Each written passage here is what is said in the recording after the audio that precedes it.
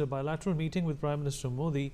Russian President Vladimir Putin said, and I quote, "I'm feeling very happy after meeting you. SCO provides a platform to unite the countries of the global south and east."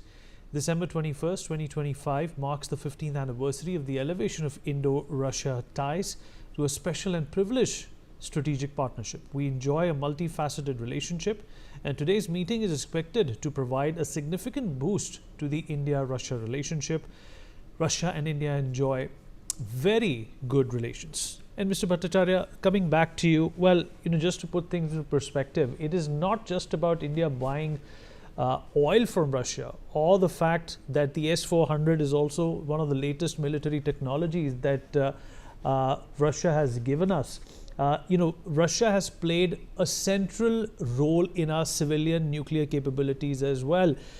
It also leased us a number of submarines in the past, including the INS Chakra, which became a platform that India emulated and developed its naval possibilities. In space technology also, in fact, Rakesh Sharma, the first Indian in space, was trained by Russia. So all of this has to be put into perspective. And when India was fighting Pakistan, the Americans and the Chinese were supporting Pakistan, and Russia was supporting India throughout the wars that have taken place. The perhaps the economic benefits that both the countries have shared with each other is an offshoot of this central strategy.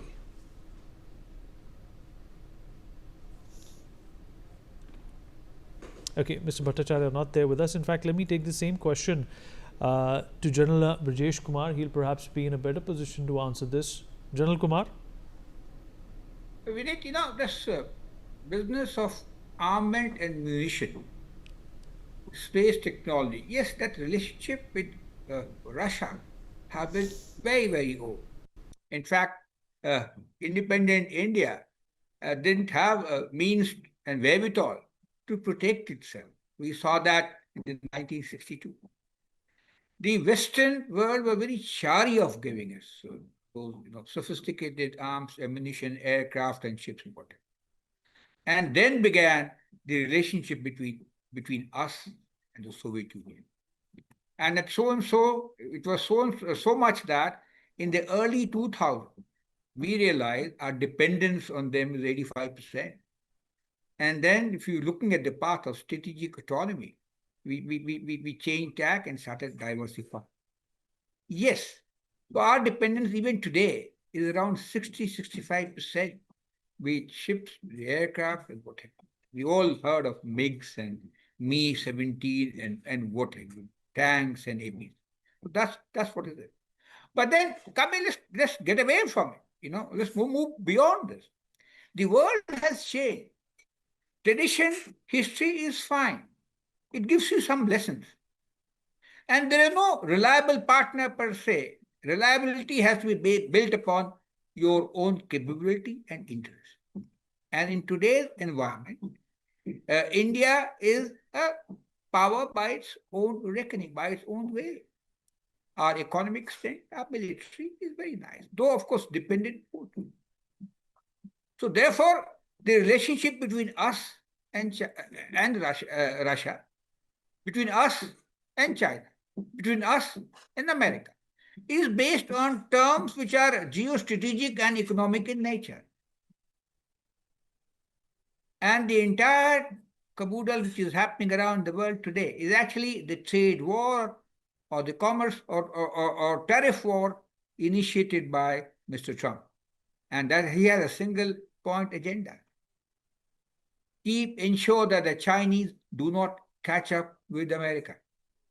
And that is a game which is being played. To that extent, he wanted a wedge between the Chinese and the Russians. That's why he was quoting Mr. Putin. The war and the aftermath is still a spoiler. India was also supposed to be a bulwark against the same the Chinese kind of influence to challenge the Americans in the geopolitical, geostrategic arena. But using the tariff, he has actually nudged us more towards the Chinese policy. So the reset is happening. It's a complex game. And we are trying to make sure that our autonomy, strategic autonomy, remains. We are there, as I said, huge major nation, but not yet there.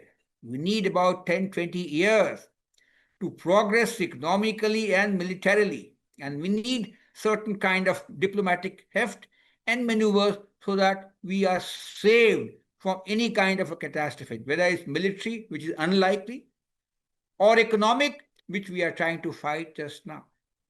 I still believe the visit to SCO, the bonhomie which is being shown between the Chinese and, of course, us as well, is exploratory in nature.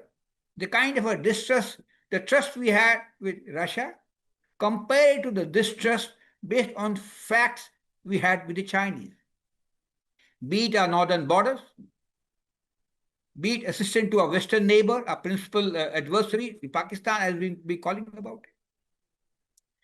Be it supplying economic heft to South Asian neighbors, except Bhutan.